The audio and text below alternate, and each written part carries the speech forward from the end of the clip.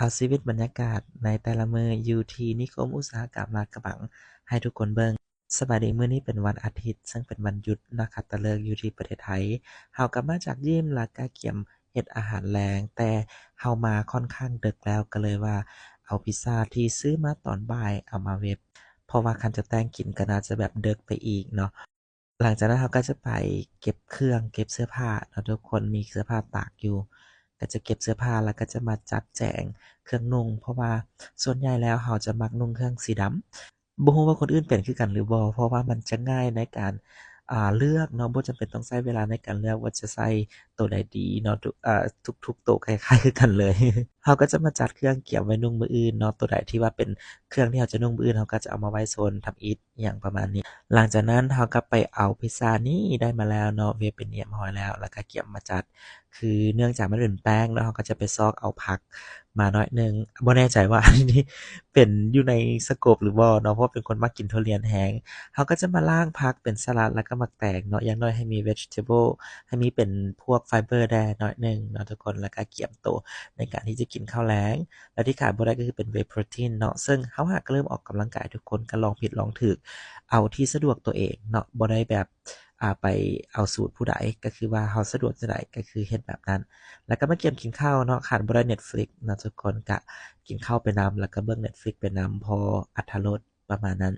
หลังจากที่ว่าเรากินข้าวเรียบร้อยก็มาเคลียร์เวียกก่อนน้อยหนึ่งเนาะเตรียมโตวในการเฮ็ดเวียกมื้ออื่นว่ามีอันหยังแหน่ที่เราต้องเฮ็ดแต่ว่าก่อนจะเคลียร์เวียกก็ล้างจานก่อนเนาะแล้วกวนเกี่ยมเครื่องนั่นแหละคือเนื่องจากว่าโรงงานเราเข้าค่อนข้างเช้าเนาะก็เลยต้องได้เกี่ยมอิหยังต่างๆไว้ตั้งแต่มื้อนี้ไปเลยซึ่งว่ามื้ออื่นจะค่อยบ่ต้องฟ้าวแรงเนาะเราก็จะมาเกี่ยมเวียกทุกคนก็จะมาเบิ่งว่ามีอิหยังแหน่ที่เราต้องเฮ็ดอ่าสำหรับมื้ออื่นเนาะแล้วก็โน้ตไว้ประมาณนั้นหลังจากที่ว่าเราเคลียร์เวียกเนาะจดไว้เรียบร้อยแล้วว่าเราจะเฮ็ดอิหยังก็เตรียมโตวที่จะไปอาบน้ำเตรียมเข้านอนแล้วเนาะทุกคนซึ่งนี่แหละชีวิตการอยู่คนเดียวเนาะอยู่ต่างบ้านก็บ่ได้มีหยังหลายก็มีแต่หาแอกทิวิตีในการเฮ็ดเนาะแล้วก็พยายามหั้นแหละเนาะทุกคนเฮ็ดให้ตนเองบ่เหงาก็เตรียมโตวในการที่จะไปนอนเนาะก็มาอาบน้ำอิหยังประมาณนี้เนาะทุกคนบ่แน่ใจว่าทุกคนเป็นหรือบ่เพราะว่าเราจะมักแปรงฟัน2รอบก็คือแปรงด้วยแปรงที่มันเป็นฟอยล์เอ่อเป็นบรัชที่อ่อนแล้วก็เป็นอันบรัชที่แข็งก็น่าจะค่อยสะใจดีเนาะแล้วก็เตรียมตัวอาบน้ำเนาะทุกคนก็หลังจากที่เราอาบน้ำเป็นที่เรียบร้อยแล้วเนาะเราก็จะเกี่ยมที่จะแอปพลายเป็นสกินแคร์ความจริงตนเองบ่ได้พิถีพิถันอิหยังหลายกับการดูแลตัวเองเนาะก็มีแต่แบบว่าไนท์ครีมแล้วก็ SPF อิหยังประมาณนี้คันแม่นตอนเช้าเนาะทุกคนก็คือจบบ่ได้มีสกินแคร์รูทีนที่ว่าซับซ้อนหลายหลังจากนั้นก็มาแต่งตัวเนาะทาผมแห้งในระหว่างที่เราทาผมแห้งเราก็มาเกี่ยมเขียนเป้าแขนซึ่งว่าหาก็ออร์เดอร์แขนให้ทุกคนอันนี้ให้ทุกคนเบิ่งเนาะสกิลการเป่าแขนเราหาก็สิออร์เดอร์มาไม่มาก็จะยังแบบลองผิดลองถูกแน่แต่ว่าก็เป็นกิจกรรมนั่นแหละการอยู่คนเดียวเนาะทุกคนเดี๋ยวเรามา